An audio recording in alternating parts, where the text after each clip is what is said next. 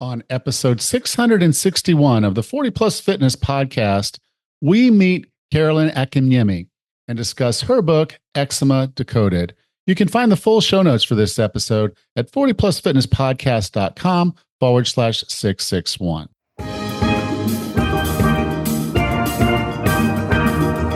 Have you decided you're ready to make a change? To reclaim your health and fitness? The 40 Plus Fitness podcast is here for you. Each week, we dive deep into health and fitness topics that affect those of us over 40. I'm Coach Allen. I'm an NASM certified personal trainer with specializations in corrective exercise, behavior change, performance enhancement, and fitness nutrition. A Precision Nutrition Level 1 coach, a FAI certified functional age-link specialist, and an OTA Level 2 online trainer. Each week, I'm joined by our co-host, Coach Rachel. She is an NASM certified personal trainer and a RRCA Level 1 run coach. Let us be your coaches as you find your way on your health and fitness journey. All right, let's go.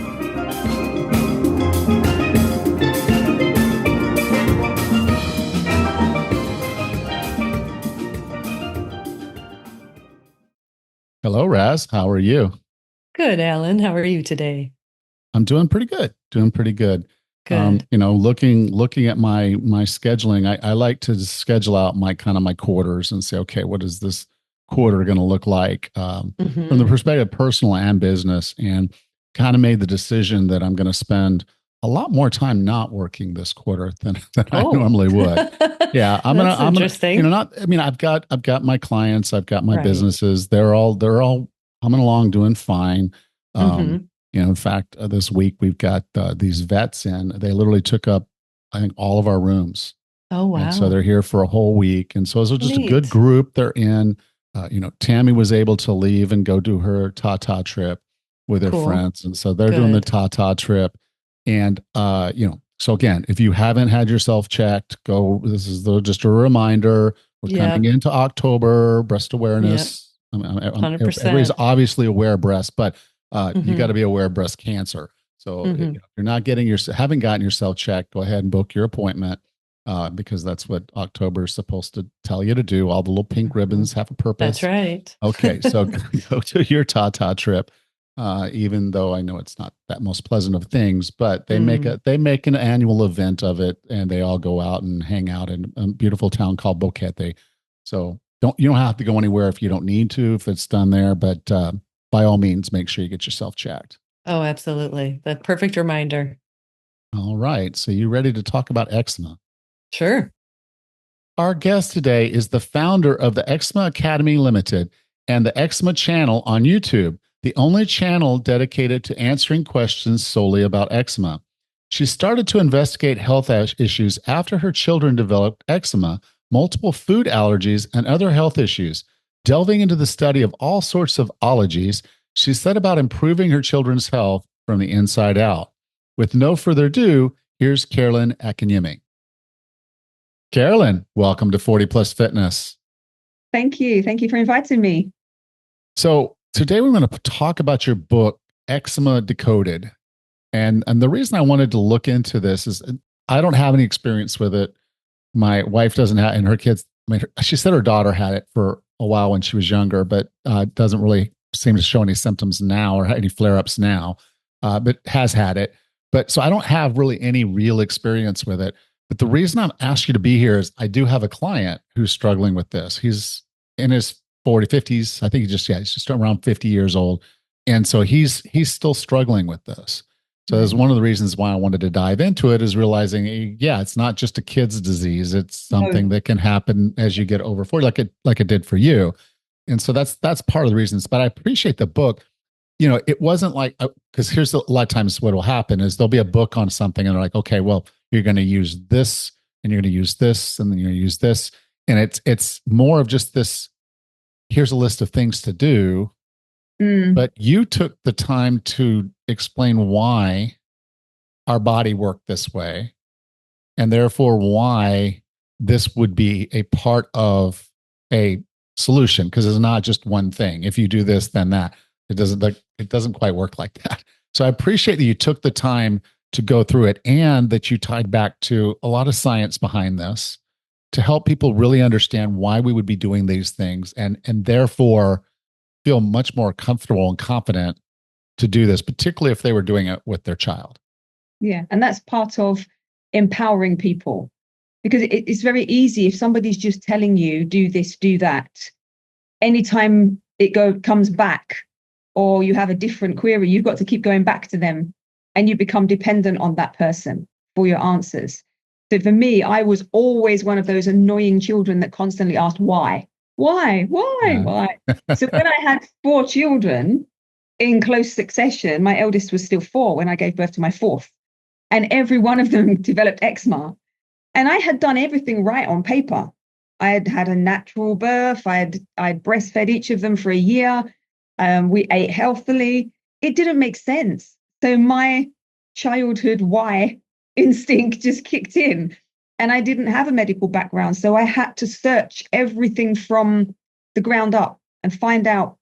And it led me on a very deep rabbit hole, because I found I was looking at eczema from all different types of medical fields and mapping it, doing a mind map. You know, when you are learning something new, your brain needs something to relate it to. And when it doesn't have something and you create a mind map, you're giving your mind the buckets to put it into so that it can retain it. But as I'm doing that, I'm thinking, oh, that actually feeds into this one.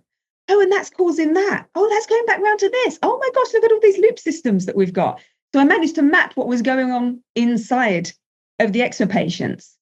So, and the second thing is, when I raised my children, I've always tried to raise my children to understand why I tell them to do what they do. Because I think if we teach our children to own something, they're more likely to do it. They're more likely to keep to it. So that's the same philosophy I took with this, is if I explain the why and people understand the why, they're more likely to own it. They're more likely to say, okay, yeah, I can see why I need to do that.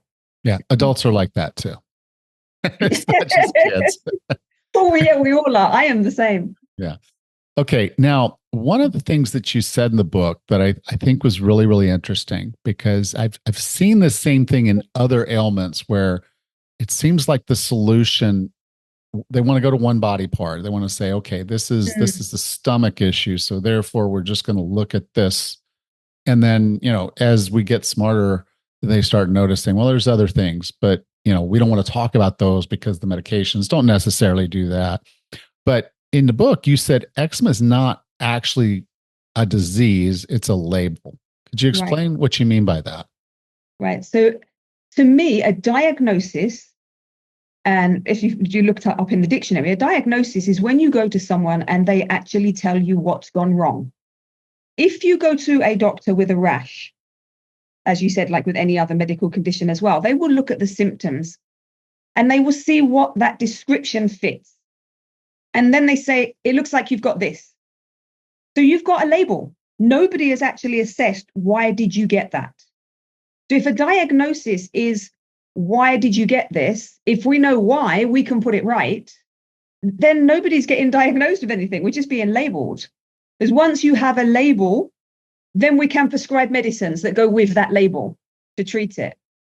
And like you said, we're treating the body as different parts. We've chopped everything up. That's dermatology, that's osteopathic, and this is psychology. Whereas everything is so interlinked. We are one whole person.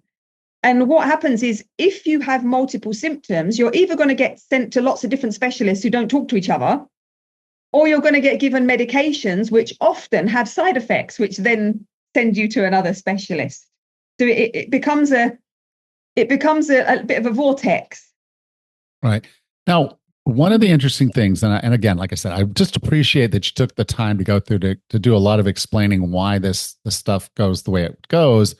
But between the eczematous skin, which is the skin that's going through a flare up, and healthy skin, there are some significant differences in those two skins. And understanding those differences helps us go a long way to understanding why we have other symptoms that we have, the other problems we have. Could you take a few minutes to kind of go through what the 5 differences are between those two? Yes, certainly. So one of the first ones that I learned about was a deficiency in a protein called claudin 1. And that's responsible for making your skin cells lock together. So a bit like when you build a brick wall, you're not going to build all the bricks in rows like this because you're not going to have a stable wall. Those bricks need to be, I don't know what you call it, but that kind of, yeah. So with your skin cells, they also need a way to lock together to make a firm external barrier. And it's the claudin 1 protein that makes the junctions that can cause them to fit together. And so there's a deficiency in that protein. So the actual structural barrier is not so strong as it should be. There's also a deficiency in another amino acid called histidine. Histidine carries the water from your body up through all the layers of the skin. So if you have a deficiency in histidine, then you're not carrying enough water in your skin. So your skin just tends to be drier than most people anyway. So you've got a double whammy there. And I think claudin as well, it also helps to regulate the water loss from the top. So if you've got both claudin 1 deficiency and histidine deficiency, you're not carrying up enough water, and you're also not regulating how much water is lost from the surface. And that's often one of the first things that happens before people break into the rash, is having extremely dry skin that feels like it's cracking before you even get the rash. And then the third one is the natural moisturizing factor. We all have this natural moisturizing factor in our skin. That's your oils, your waterproof cover. There's a lot of antibacterial protection in that as well. And there's a deficiency in that. So that also means if you have lower friendly microbes on your skin, they're not going to regulate the numbers of pathogenic bacteria that are on your skin. And certain microbes like staphylococcal, they can cause infections when they're overpopulated on the skin. That's one of the most common infections with eczema skin is staph infections. The fourth one we had was the another thing that causes the inefficient outer layer is it's collapsing. The skin cells have to move up. They're round, nice, plump, full of things. They go to the top of the skin.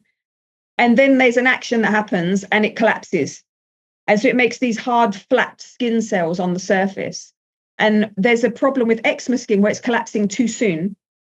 And so that is also affecting the structural barrier of the skin. And then the other one is deficiencies in other skin proteins as well. You've got things like collagen, which is the structural protein, like the scaffolding of your skin, that can be low. Keratin, that helps you to make tough skin cells on the outside.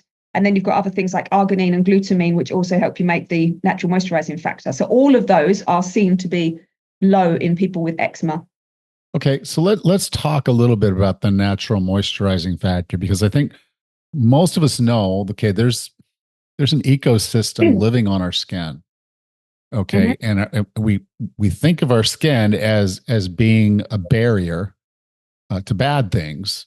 So it's kind of a 1-2 punch that we would have for our immune system if we have the healthy microbes in a good environment, and we have skin that's not letting bad stuff in. Yeah. You basically have the soldiers lined up in front of the wall. Yeah. And only now we have a wall with gaps, and we don't have the soldiers. We don't have the soldiers. Yeah, that's right. Can you talk about that lack of moisturizing factor and maybe a little bit about what someone can do to address that? Yeah, so there's natural things that you can use rather than the petroleum-based moisturizers. That the problem with them is if you put something on your skin that is, okay, I'm going to create an artificial barrier on my skin, and something oily that's going to replace the natural moisturizing factor.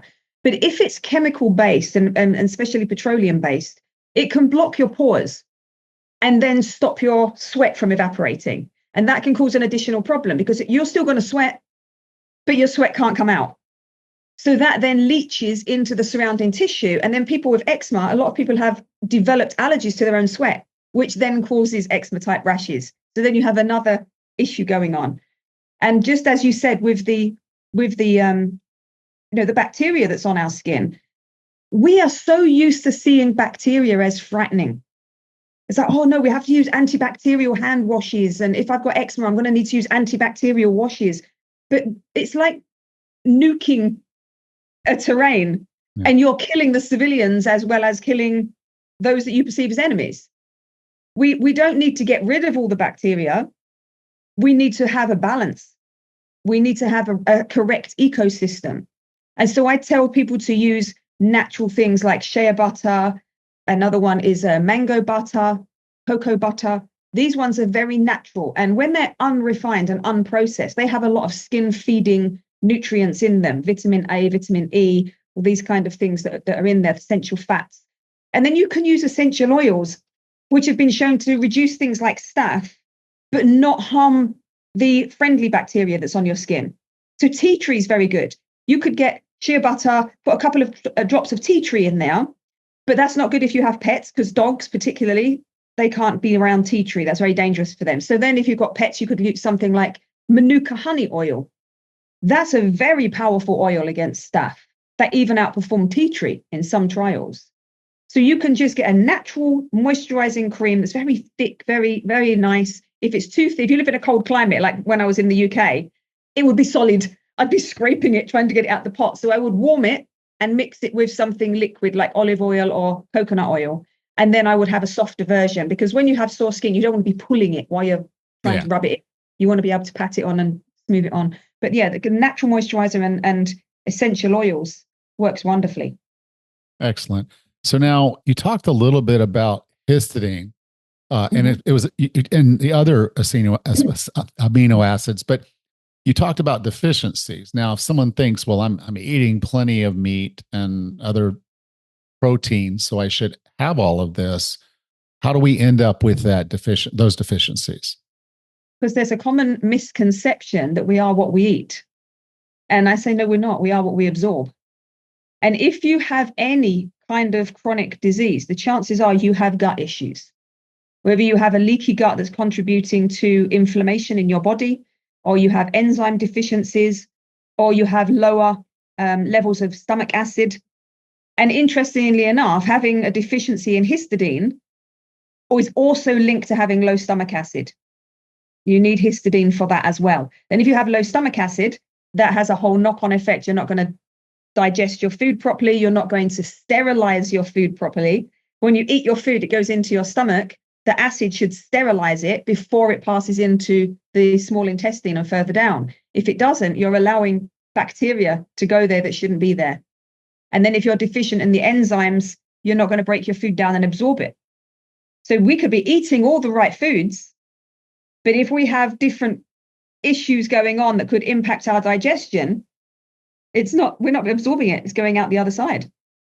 And even stress is a big impact on that. Stress is like, if you're going through a highly stressed event, or even you're used to running on stress, some people are just used to running on high cortisol, your body will turn off or turn down all of the non-essential functions of your body. If you were running from a bear, you don't need to stop and eat berries while you're running. You just need to get away. And so digestion is not a very important function when you're in a high stress situation. So your digestion can be affected. You can end up with nutritional deficiencies just because you're living in a stressed environment or stressed state. Okay. And now one that surprised me is that you got into the water that comes in our house that is treated with chlorine or could be hard water. I know I've lived in environments where the hard water, and you can kind of tell because you get your soap and you almost can't get it to lather. You can't get it to lather. Yeah, that's right. So tell us what's wrong with hard water or with chlorinated water and what we can do to kind of resolve some of that. Okay, well, those are two different issues. So the chlorine, I'll touch on that one first because we spoke about the different bacteria that live on your skin. The chlorine is added to the water to disinfect it. So it's like an antibiotic. It kills living organisms that would be in the water, but you have living organisms on your skin. So when you're then bathing in chlorinated water, that can also affect your friendly microbes on your skin. And if you have eczema, you're already out of balance on your skin. You tend to have lower levels of those microbes anyway. So that's why I recommend getting a chlorine filter. And they're not expensive. If you can get a whole house filter, great. But we had a chlorine filter, and they're so easy to use. You just take the shower cap off, fit the filter on, and put the shower head back on. And then I would fill up the bath from that for the children. I would just take the shower down, fill up the bath from that. And then you have water that doesn't have the chlorine in. Then the second thing you were saying about the water was the hard water. Yeah. So the water travels through the ground, and it will pick up different minerals depending on what ground it travels through. So places where there's very high levels of magnesium, say like limestone areas, the water has very high amounts of these minerals that sap the moisture out of the skin. So places like London, very hard water. I think the worst place I've ever visited is Prescott in Arizona. I literally felt like my skin was going to crack and break open every time I had bathed. that was terrible. Yes. And when I had the water softener fitted, it made such a profound difference to my children's skin. I knew if it stopped working, if it needed a service, or if I'd forgotten to load the salt, it would show on my children's skin within 2 days. Their skin would deteriorate quite rapidly. So it made a huge difference. Now, we talked about the microbiome that's on our skin, and you went in a little bit into leaky gut. But why is our gut microbiome important relative to this eczema? To eczema? Well, it's almost you have to ask yourself, what does your microbiome not do? It just seems to do everything. It's responsible for so many things. There's a direct connection between your gut and your brain. So if your microbes are out of sync, then you can have very high levels of anxiety, you can have depression. And as we said before, that could be labeled as a psychological issue.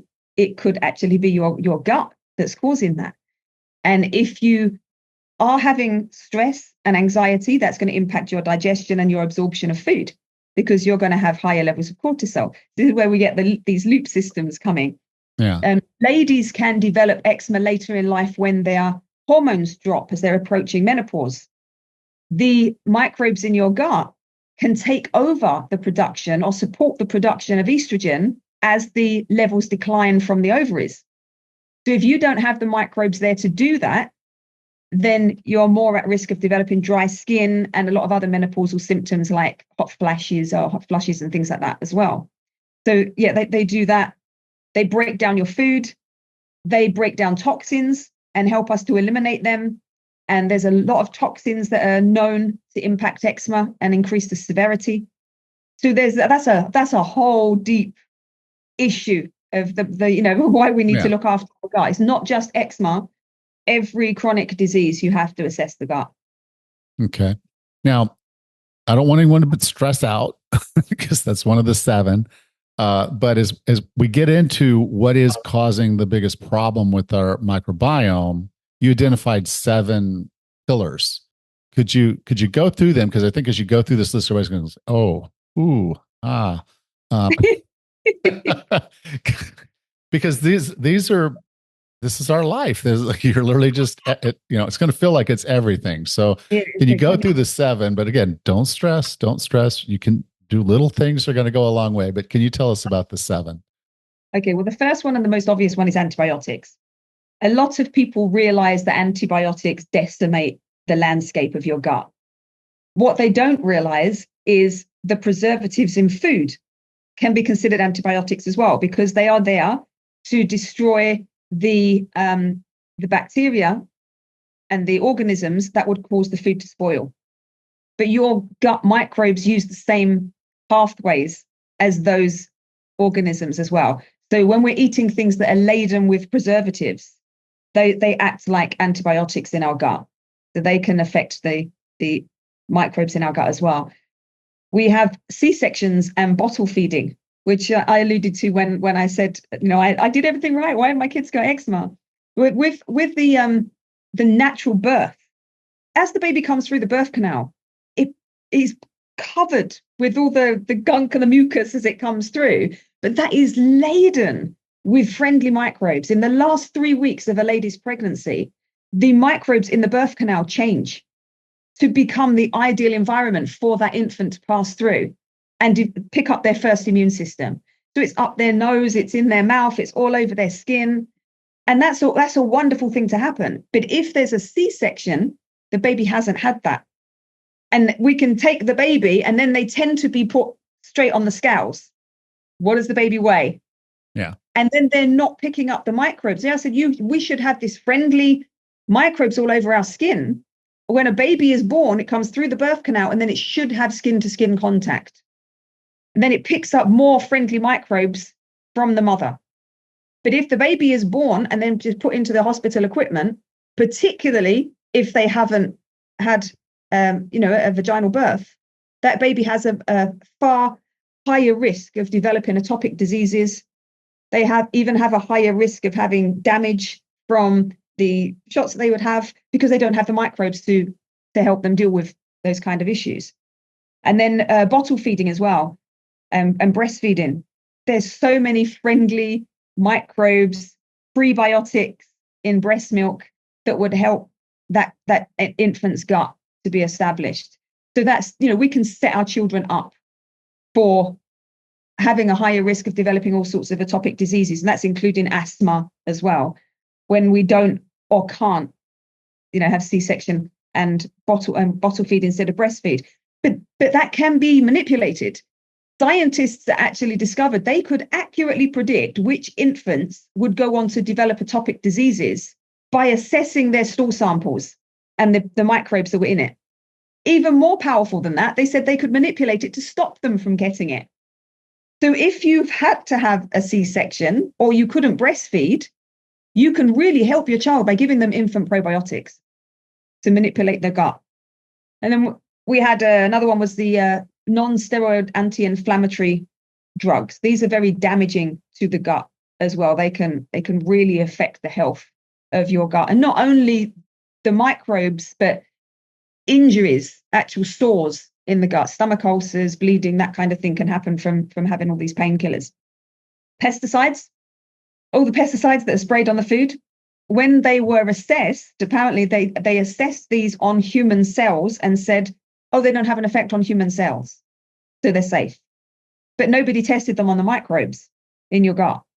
And the microbes in our guts use the same bacterial pathways as the pests do. So they act as an antibiotic when we eat them. So if we're eating glyphosate-laden foods, they are going to disrupt your microbiome. And then you've got Western diets. We eat so many processed foods. We eat things that are prepackaged, convenient, grab and go. And that's not healthy. That's not the way we're supposed to eat. I kind of say, when it comes to food, if man touched it, man usually corrupts it. if we process it, man's touched it, man's corrupted it. But we need to eat as natural as possible, as close to as nature provided it for us. Then it has live enzymes. But when we heat processed foods, typically being heat treated, homogenized, and they're killing all the enzymes. We have wonderful things in food, antioxidants, the microRNA. All of these things are so powerful for our health. But when we process them, preserve them, it kills it all. And we're eating dead food. It doesn't have the nutrients. And then we have stress. We spoke about stress already. Yeah. That one severely impacts your microbiome. And then lack of exercise. And people wonder, well, why does lack of exercise affect your gut? Well, because when you move, everything else in your body moves. So, when you exercise every day, you're more likely to be regular with your bowel movements. Everybody needs to take their trash out every day. If you don't, you're building up lots of bacteria, lots of pathogenic bacteria in your gut, and that can back up and move back up as well. So those are the 7 microbiome, the biggest killers. But there's simple ways that you can help. If you look at countries like South Korea, places like that, where they eat lots of fermented foods, they have far less of these chronic diseases, and the women don't tend to suffer the menopausal symptoms that we have, because it's natural for them. They just every day, every meal, they'll just have a few spoons of a fermented food, sauerkraut, kimchi, those kind of things, and you're replenishing your gut with those microbes. You're helping to put the balance back. Now, one of the things I learned in your book, and I love when I learn new things. That's so much fun for me when I go in the book and said, I didn't know that before, but it makes a ton of sense. I would usually go in, and when I get a comprehensive blood panel, I'm looking for certain deficiencies. Usually in vitamin D or vitamin B12. Those are two that are fairly common that people do need to know that they're getting those things, because that's also important with eczema. But you said that the blood tests could look good. You've got plenty of it in your bloodstream, but you're not really absorbing it, as you talked about earlier. So you recommended a hair analysis for nutritional deficiencies rather than just rely on a blood test. Can you talk about that a little bit? Well, like there's been athletes who have been caught for taking illicit substances because they found it in their hair. So your hair represents what you've absorbed. That's why I prefer it as a way to test for deficiencies. And it's also a very good way to test for toxins that are in your body as well. So you can get a hair test that would do both. It could tell if you've got lead poisoning or aluminum, mercury. They can tell that from the hair. And they can also tell where your nutritional status. And there's some tests that you can do that even indicate allergies from that as well, from the hair. It's so much better because, like we spoke about before, I said you are what you absorb. You can have free floating things in your bloodstream, but that doesn't mean you're using them. Similarly to a diabetic. Diabetic has lots and lots of glucose in their blood, but they're not using it. Yeah. Well, I would define wellness as being the healthiest, fittest, and happiest you can be. What are 3 strategies or tactics to get and stay well? One, I've already mentioned. I believe in eating as naturally as possible, as close to nature as possible, because then we're eating food that's live. It has all the benefits in there. The second one I would say is to also, we can get so caught up with, I need this nutritional, I need this, and I'm looking at the physical fitness, but we need to be emotionally fit. If we're carrying unresolved trauma, we have a lot of emotional stress going on, that seriously impacts our health. You could eat healthily, you could exercise, but there's pains, there's sicknesses that can develop because of trauma that we're still carrying in our body. So, I really do recommend people work on their emotional health as well as their physical health. And then, as I said before, just being in community. Exercise, there's kind of 4. Okay, yeah, we need to exercise. Yes, we need to eat close to nature. Emotional health, very important. But part of that, I guess, is being in community. We are society people. We need connection. We need friends. We need love. And if you're isolated, that can affect your emotional health. So we need to have friendships. We need to have companions. Excellent. Those are the 4 things I would say. Thank you. So Carolyn, if someone wanted to learn more about you and more about what you're doing, because I think you have a community and some training that you do, and then the book, Eczema Decoded, where would you like for me to send them? They can go to the Eczema Academy, eczemaacademy.com. There's a quiz there that they can take for free, which can identify some hidden drivers of eczema that they've likely not been told about. And they can also take the first module of the course free. So they can try it.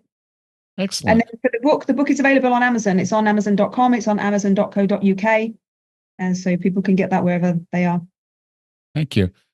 So I'll have the links to that at 40plusfitnesspodcast.com/661. Carolyn, thank you so much for being a part of 40 Plus Fitness. Thank you so much. Thank you for the invite, and I've enjoyed it. Welcome back, Raz. Hey, Alan, that was really fascinating. I, like you, don't have any personal experience with eczema, and I don't know that I know of anybody, certainly not in my family or friend group, that have it. And I had no idea that it wasn't just a superficial issue. When you think of a problem with your skin, it's superficial. You go to the doctor and you get some sort of a fancy lotion or medicine to take care of it. But I really had no idea that it was more systemic than superficial like that. Yeah. Well, the thing is, you may have friends that have this, and they're going to change their overall behavior based on flare-ups and problems. Mm-hmm. So they wouldn't show you unless you're a really close friend. So a lot of people are suffering with this quietly. Sure. And so I have a client, and he was mentioning that he's really struggling with this, and he's well into his 40s. And so as we got to talking about it, I said, look, I'll find somebody. So I reached out and I found Carolyn, and her story, with her kids, like every one of them had it. She ended up getting it. Mm-hmm. And so, it's somewhat genetic, but the core of it is this: And I'll say this, if you have an autoimmune disease, as soon as you get diagnosed and they say you have an autoimmune disease, you Mm-hmm. have to address your entire immune system. You can't Mm-hmm. just attack the skin and take care of the skin, because that's a symptom. It's a symptom of a bigger thing. And so that's what Carolyn's trying to get to here is you do have to address some of the symptoms just from the sake of sanity, Mm-hmm. the itching and the everything else that comes along with it. But beyond that, you do need to look at the triggers that could be Mm-hmm. causing this in the first place and address your entire immune system, which means, yeah, strengthening your gut, your Mm-hmm. microbiome. So Yep. that's probiotics, prebiotics. It's eating well, it's moving well, it's sleeping well, it's Mm-hmm. managing your stress, because stress can also be a factor in messing with your immune system. So, as you kind of go through this, just realize that we have to address the immune system, and then the other side of this, we have to address the things that hurt our Yeah. immune system. And there's so many True. chemicals and so much out there. I mean, yeah, the list is astronomical. But if you sit down and spend a little bit of time working your way through this, you Mm-hmm. can find some answers and reduce it. She believes cure it. Mm-hmm. The point here is the book will give you some guidelines to kind of go through and assess what's going on in your body, and give Mm-hmm. you some tools and some techniques and things that you can try that should reduce, the load on your immune system and help you deal with this a lot better. Yeah. Oh my gosh, fascinating. And I have to mention too, I loved what she had said about we aren't what we eat, we're we are what we absorb. And man, did some light bulbs really go off in my head. My daughter has some issues with leaky gut, and you could eat all the protein or the minerals and vitamins that you need, but if your body's not absorbing it, it's kind of Yeah. wasteful. So you do have to treat all that. And the other big thing that I mean, we all know antibiotics are bad for our gut biome, but I never gave too much thought to the pesticides on our foods as acting in a similar fashion. Of course, that's not good for you anyway, but still, the pesticides and the super processed foods with tons of preservatives never would have dawned on me that that would have a similar function in killing off our microbiome as the antibiotics do. It's funny how Yeah. you just don't put these together often. Yeah, the Environmental Working Group is a not-for-profit organization that kind of Mm-hmm. tries to address some of these things. I know at Mm-hmm. one point they had an app that you could use that you literally just scan the barcode of the products you use. Mm-hmm. This is cleaning stuff and of course stuff you apply on your body, like shampoos and soaps and things like that. And it'll tell you, kind of rate that, allergy specific, and then also just chemicals. And Mm-hmm. so you can go to them. They are the ones that kind of came up with that I guess clean 15 and a bad Mm-hmm. whatever. They've got cute little names in a Mm-hmm. list of the things that you would want to look out for if you're trying to avoid some of these things. Mm-hmm. Because even when you go into the grocery store and you see an apple or you see a pear or some fruit, any kind of fruit, you're like, well, is this safe for me to eat, or the safest thing or the best thing? In some cases, it's not. And so there's some of the vegetables and fruits are actually more of a problem with regards to absorbing and having the actual pesticides in the plant versus something you Ugh, can wash off the surface. goodness. The short of it is, if it has a thick skin, you Mm-hmm. obviously don't eat that thick skin. You toss that. So those tend to be the safer fruits because they have the thickness that's Mm-hmm. somewhat less permeable than the thinner ones. But at the same time, they've got a list. So I think you can go out to their site and kind of look around. They'll give you some guidelines on how to kind of manage some of that stuff if you're looking at trying to eliminate that. Mm-hmm. Um, as we go, because you remember we did the ape thing a couple weeks ago. Yes. Okay, so Yep. this is the acceptance, and then you're trying to identify. So the environmental working group page was probably a good place for you to start looking at the things you typically consume and coming Mm-hmm. up with a plan for how you can reduce those and come up with safer alternatives. Yeah, that would be great to learn that and maybe take these little extra things out of your life and heal your gut and hopefully heal your skin at the same time.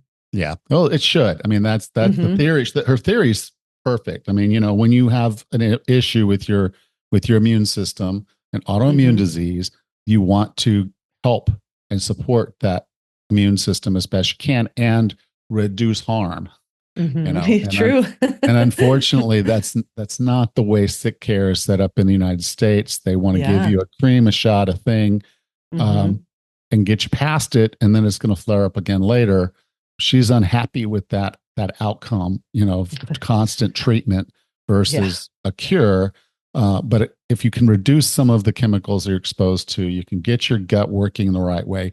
You're going to look and feel a lot better anyway. But beyond that, it may also be a solution to helping you reduce and or eliminate the flare-ups that you have with eczema. Yeah, very fascinating. All right. Well, I'll talk to you next week. Great. Take care, Alan. You too. Bye, Ross. Thank you. Bye-bye. If you enjoyed today's show, take a moment to subscribe so you don't miss the next one. And if you would, please leave us a rating and review on your podcast player of choice. Next time on the 40 Plus Fitness podcast, we meet John Simmons and discuss how you can cure constipation for good. Until then, have a happy and healthy week.